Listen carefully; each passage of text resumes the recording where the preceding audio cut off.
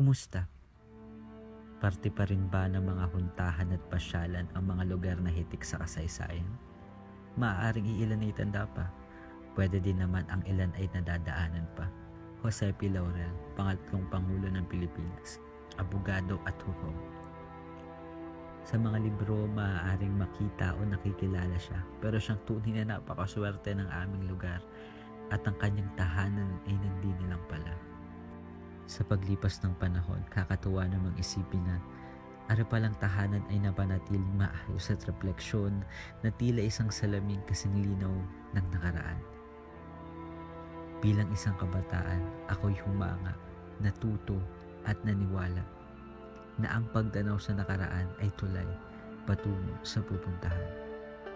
Si Jose P. Laurel ay kilala bilang isang magilas, matalino at masaya na sinasabing sa bawat parte ng kanyang tahanan ay may kwentong dapat lamang nating malaman.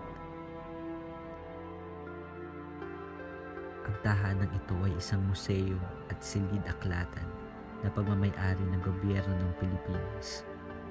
Taong 1964, ang anak ni Laurel na si Mariano at ang manugang na si Alicia ay isinaayos at ibinahagi ang tahanan sa gobyerno upang gawing silid-aklatan.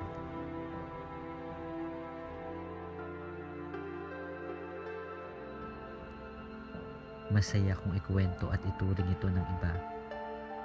Kilala rin daw kasing sayawan ng mga dalagat binata. Kakatuwa na parang halos wala namang nagbago. Siguro ang iilan, baka dahil sa pag-usbong ng panahon o sadyang malalim lang mag-isip. Tulad ng balong are, malalim at madilim, tila isang kasaysayang tinatanaw sa malayo kahit na malalim.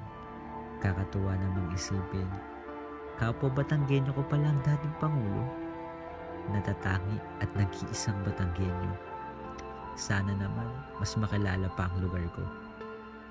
Sana mabatid din na hindi lamang ito ang meron kami, hakbang-hakbang patungo sa kaalaman. Mga Batanggenyong sintibay ng bato, manindigan.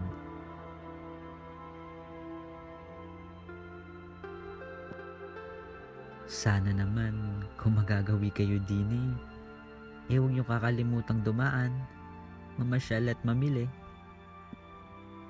Dahil sadyang napakarami namin pwedeng ipagmalaki. Siya nga pala, taga-Poblasyon 1 ako.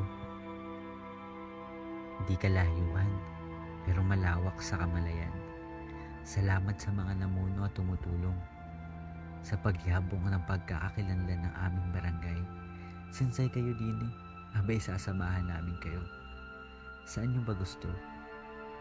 Patuloy na pasasalamat sa mga taong bahagi nito. Hindi lamang sa turismo, pati din sa napakaraming aspeto. Saan mo ba gusto? Ako kasi, dito lang ang nasa ng puso ko, na kung saan patuloy at parating sasabihin na lahat ng ito'y mananatiling tinatangi.